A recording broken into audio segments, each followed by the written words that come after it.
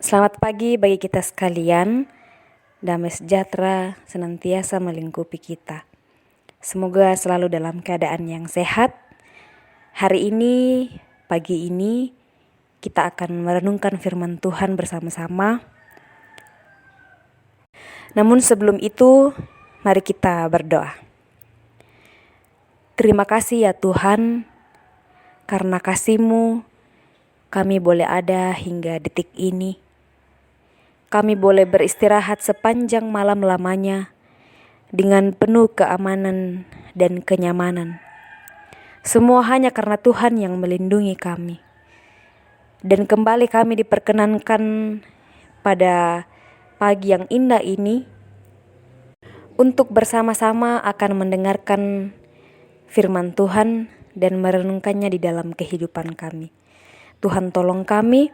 Semoga firman Tuhan terus melekat dalam diri kami masing-masing, menjadi kekuatan dan pengharapan kami. Ini kami yang datang kepadamu Tuhan. Kami berdoa dalam Kristus Yesus, kami datang kepada Bapa di surga. Amin. Firman Tuhan dari Hakim-Hakim pasal 2 ayat 16 sampai ayat 23. Hakim-Hakim pasal 2 ayat 16 sampai ayat 23. Firman Tuhan, maka Tuhan membangkitkan hakim-hakim yang menyelamatkan mereka dari tangan perampok itu. Tetapi juga para hakim itu tidak mereka hiraukan, karena mereka berzina dengan mengikuti Allah lain dan sujud menyembah kepadanya. Mereka segera menyimpang dari jalan yang ditempuh oleh nenek moyangnya. Yang mendengarkan perintah Tuhan, mereka melakukan yang tidak patut.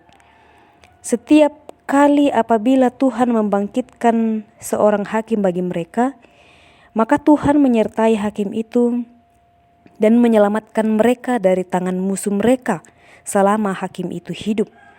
Sebab Tuhan berbelas kasihan mendengar rintihan mereka, karena orang-orang yang mendesak dan menindas mereka. Tetapi apabila hakim itu mati, kembalilah mereka berlaku jahat, lebih jahat dari nenek moyang mereka, dengan mengikuti Allah lain, beribadah kepadanya dan sujud menyembah kepadanya. Dalam hal apapun, mereka tidak berhenti dengan perbuatan dan kelakuan mereka yang tegar itu. Apabila murka Tuhan bangkit terhadap orang Israel, berfirmanlah Ia, karena bangsa ini melanggar perjanjian yang telah kuperintahkan kepada nenek moyang mereka dan tidak mendengarkan firman-Ku, maka aku pun tidak mau menghalau lagi dari depan mereka satupun dari bangsa-bangsa yang ditinggalkan Yosua pada waktu matinya, supaya dengan perantaraan bangsa-bangsa itu aku mencobai orang Israel, apakah mereka tetap hidup menurut jalan yang ditunjukkan Tuhan, seperti yang dilakukan oleh nenek moyang mereka atau tidak. Demikianlah Tuhan membiarkan bangsa-bangsa itu tinggal dengan tidak segera menghalau mereka. Mereka tidak diserahkannya ke dalam tangan Yosua. Amin firman Tuhan. Bacaan ini diberikan tema warisan terbaik. Warisan terbaik. Seperti yang kita ketahui bersama Bapak Ibu, bahwa warisan selalu dikaitkan dengan harta yang ditinggalkan seseorang bagi keturunannya atau bagi orang yang telah ditetapkannya. Tidak jarang warisan menyebabkan konflik. Setiap orang menginginkan warisan, tetapi yang diharapkan bukan yang benar-benar penting bagi hidupnya. Bacaan ini dikisahkan tentang Yosua sebagai pemimpin bagi bangsa Israel. Pada masa kepemimpinan Yosua, bangsa Israel itu selalu setia beribadah kepada Tuhan. Namun setelah Yosua meninggal, orang Israel mengalami masa-masa yang berat. Salah satu penyebabnya adalah karena mereka kehilangan pemimpin, yaitu figur Yosua sendiri. Tetapi meskipun demikian, Tuhan tetap berkarya secara ajaib dan luar biasa di tengah mereka. Namun yang menjadi persoalan di sini ialah mereka sering berubah-ubah sikap. Saat terdesak dan menderita, mereka ingat Tuhan. Namun ketika mereka merasa nyaman, mereka lalai dan meninggalkan Tuhan. Mereka seakan-akan kehilangan warisan iman setia kepada Tuhan. Mereka menyembah ilah bangsa asing atau Allah lain, sehingga lupa bahwa Tuhan adalah sumber kehidupan mereka. Ternyata setelah generasi-generasi berikutnya lahir, mereka makin tidak mengenal Tuhan. Mereka tidak mengenal tentang apa yang Tuhan telah lakukan terhadap bangsa Israel. Pada saat itu, bangsa Israel melakukan sesuatu yang jahat di mata Tuhan. Di ayat 10 dan ayat sampai ayatnya yang ke-11, dikatakan bahwa mereka menyembah Baal. Sejak zaman hakim-hakim hingga zaman raja, bangsa Israel berulang kali jatuh dan bangkit karena alasan yang sama, yaitu penyembahan berhala. Akar masalahnya adalah mereka tidak lagi mengenal Tuhan. Alhasil, generasi Israel setelah Yosua tidak mempunyai pengetahuan yang sejati tentang Tuhan.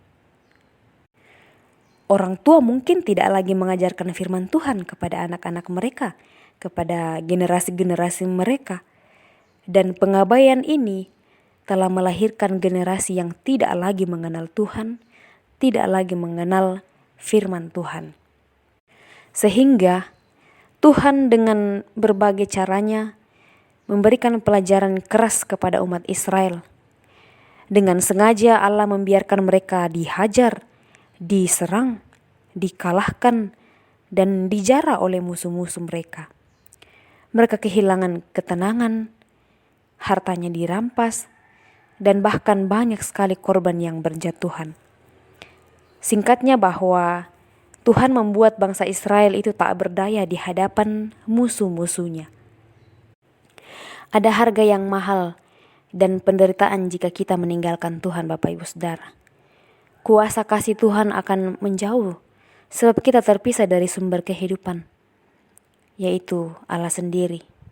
Oleh karena itulah, cinta kasih kepada Tuhan harusnya terus-menerus terjaga jika kita ingin selamat, jika kita ingin bahagia dan meraih kedamaian hidup. Namun adalah menjadi suatu hal yang menyakitkan, yang menyesakkan jika anak-anak tidak lagi mau menghormati orang tuanya, tidak mau lagi menghormati agama, tidak lagi menghormati Tuhan, dan perbuatannya hanya membawa keburukan yang tentu tidak berkenan bagi Tuhan. Hal serupa dapat terjadi kapan saja dan di mana saja. Dan ini khususnya kepada orang tua. Mari kita hendaknya terus memikirkan hal ini, menggumuli ini, dan mencari ke dalam diri kita sendiri. Bahwa sudahkah kita mengenal Tuhan dengan baik untuk kita wariskan kepada keturunan kita? Sudahkah kita mengenalkan mereka kepada Tuhan sejak kecil dan terus-menerus mengajari mereka secara berulang kali? Ini sangat penting untuk kita perhatikan, Bapak Ibu Saudara. Penting untuk menanamkan nilai-nilai kesetiaan kepada Tuhan. Setiap generasi penerus harus sadar bahwa manusia tidak bisa hidup tanpa belas kasihan dan kesetiaan dari Tuhan. Karena itu, jangan sampai kita tidak setia kepada Tuhan. Namun mari dengan kerendahan hati, terus-menerus meminta hikmat dari Tuhan, agar setiap perintah-perintah, ajaran-ajaran Tuhan kita bisa terapkan di dalam keluarga kita, kepada penerus-penerus kita, dan tetap setia kepadanya, serta terus mengandalkan pertolongan Tuhan di dalam menjalani kehidupan anugerahnya ini. Tuhan memberkati kita. Amin. Mari kita berdoa. Terima kasih ya Tuhan, kami boleh diperkenankan, boleh dilayakkan untuk merenungkan firman Tuhan saat ini. Kiranya firman-Mu dapat selalu menjadi pegangan kami untuk menjalani kehidupan ini dengan penuh pengharapan yang pasti kepada Tuhan. Firman Tuhan yang terus mengingatkan kami untuk mengajari anak-anak kami terus-menerus, mengajari setiap anggota keluarga kami, teman kami, kerabat kami, siapapun yang Tuhan perkenankan ada di sisi kami, untuk semakin setia dan mengenal Tuhan terus-menerus. Agar firman Tuhan, kasih Tuhan, kesetiaan Tuhan kepada kami senantiasa tertanam baik dan terpelihara dengan baik di dalam kehidupan kami masing-masing.